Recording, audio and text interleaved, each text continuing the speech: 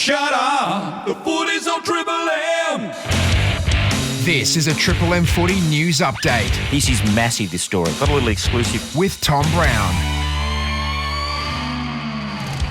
Yes, that's right. It's another Triple M Footy news update. My name is Tom Beers, filling in the host chair for Rudy. He's on holidays, well-earned break. And as ever, I'm joined by Tommy Browne. Welcome, Tommy. Thanks, Tommy. Lots to discuss this morning, and I hope Rudy's enjoying his break. Yeah, he's just sunning himself up on the Gold Coast at the moment. That'd be a pretty sight. Yeah, absolutely. We'll get straight into it, mate. You've got a little bit of mail on Jeremy Cameron. The Cats have said that he's going to come back, but there's a few whispers around. Yes, I reported on Wednesday on this podcast and also on Channel 7. I thought he was in doubt again for this week. There's some persistent concerns with his hamstring. Chris Scott made reference to it at the post-game press conference last weekend, saying that he thought he'd be back this week, Cameron, but he sort of put it on the medical staff. And Chris Scott again put it on the medical staff in his press conference, I think it was yesterday. So I think that discussion just shows perhaps a bit of frustration on the part of Chris Scott. They've brought in this big gun and they can't quite get him right. And I think it's interesting that he's even mentioned the medical staff. And I think he's in a degree of doubt again for this weekend. So the proof will be whether Big Jezza runs out at the Cattery against West Coast tomorrow. It'd be pretty big for them to come out and announce that he's going to play and then pull the pin on him, though, wouldn't it? Look, that can happen from time to time. If he's had a hamstring setback, he's had a hamstring setback. But I have heard they just can't quite get them right, the hamstrings. Very interesting. We'll watch this space on that one. The other big talking point has been the increase in crowd capacity for the Anzac Day weekend, notably the Richmond-Melbourne game and the Collingwood-Essendon games at the G, bumped up to 85,000 capacity. Yeah, I think there's a view. It's 85% this weekend, which is great. Not 100%, but 85%. The reason it couldn't go to 100% is because I think this government's still a little bit conscious about the contact tracing. I'm not getting political and blaming the government.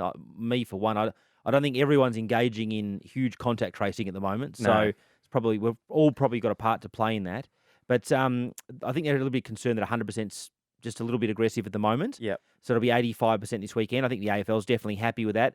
There's a view that tomorrow night, the Melbourne-Richmond crowd could be bigger than the Collingwood-Essendon crowd. Now, Collingwood-Essendon is a huge tradition. People go just because of the sense of occasion, but it's a bit of a test. Essendon's obviously developing, and Collingwood's obviously, I think some of the members are a little bit upset at Collingwood at the moment, it's fair to say. So it'll be interesting to see how Collingwood had a soft crowd against the Giants, albeit on a cold Saturday night against the Giants. Sunday night a test for both those sides too. Yeah, Sunday, I should say. Being a Collingwood fan, I think the Magpie Army will roll out on Sunday, having not been in an Anzac Day game last year.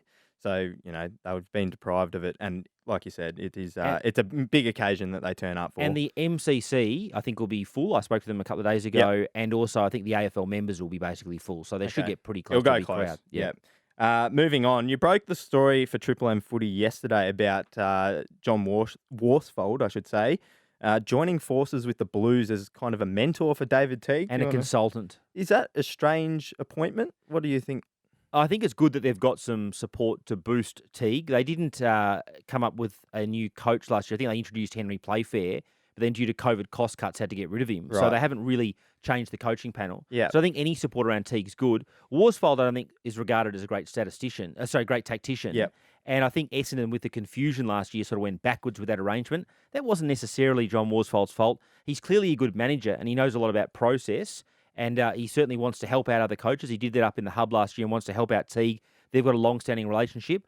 I think that I had some mail that Teague and Brad Lloyd, who's the Carlton footy manager, did tell the Blues board at the start of the year that it was their opinion they had sufficient coaching expertise. Okay. So it's interesting they've made this appointment, but I think it's good. I mean, other clubs have gone in this direction. Sydney obviously got Don Pike in as a senior assistant to John Longmire. So, you know, bringing in the expertise can help. Melbourne did the same thing with obviously Alan Richardson as football manager, but most notably Mark Williams this year, and they haven't lost a game. So, and that wasn't a knock on Simon Goodwin. It was to get him additional support. It does mean that Carlton's going to have less options if they lose their next few games and there's pressure on Teague. I mean, they've got Brisbane, Essendon, the Bulldogs, then Melbourne. That's a pretty rough run. It's a rough run.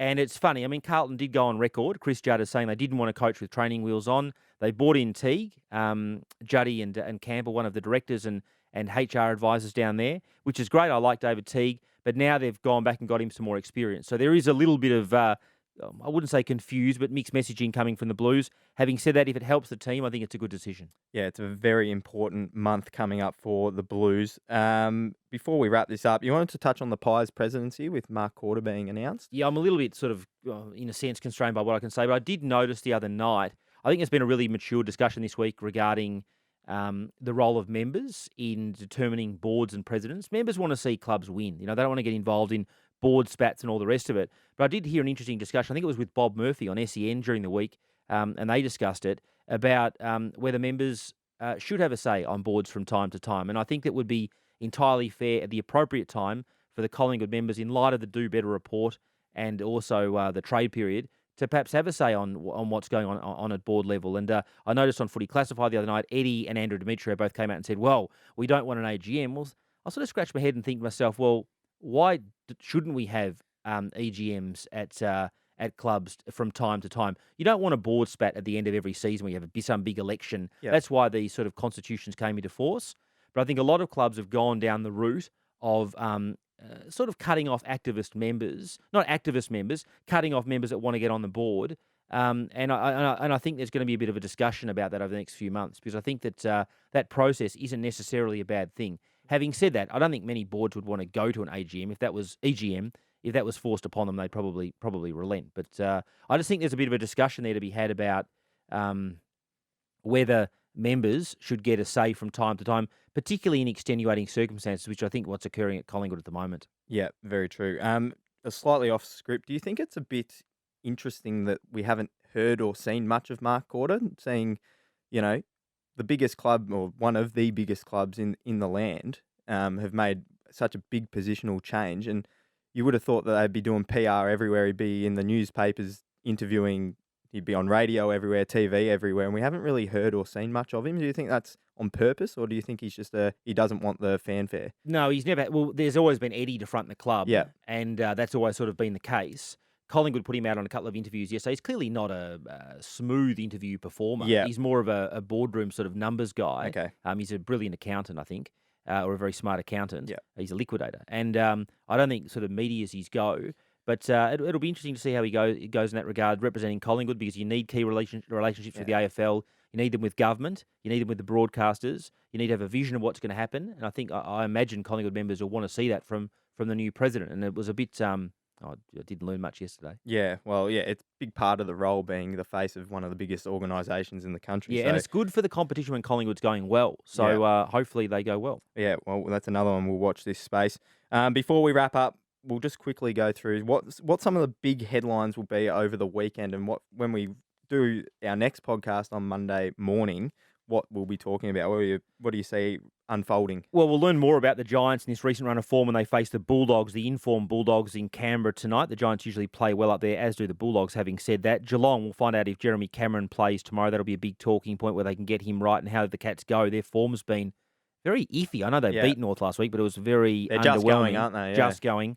Carlton, big game. They've got to start winning at some point against the Lions. The Lions were in good form against the Bombers last week. So there'll be a lot of discussion about Carlton's performance this weekend, particularly with John Worsfold attending the game. Melbourne-Richmond tomorrow night. We'll learn more about Melbourne. They're just going beautifully. I saw Christian Petrarca kick that goal in front of me in the forward pocket last weekend. He's an absolute jet. Can play. And there'll be discussion out of the crowd, Collingwood, Essendon, and also how the Pies go. I think Essendon's clearly said they're developing, but if the Bombers could knock off the Pies, that would be a big story. Yeah. And just on the Saints, Dan Hanbury's had another setback, soft tissue-wise, with his calves. St Kilda are scratching their heads because they think that perhaps there's another issue at play, another medical issue, because they just keep injuring, not under heavy loads. Yeah, okay. Another setback that's no good for him, but the Saints could definitely use him out there at the moment, that's for sure. Correct. I think that'll just about do us for today. Massive weekend of footy coming up on Triple M.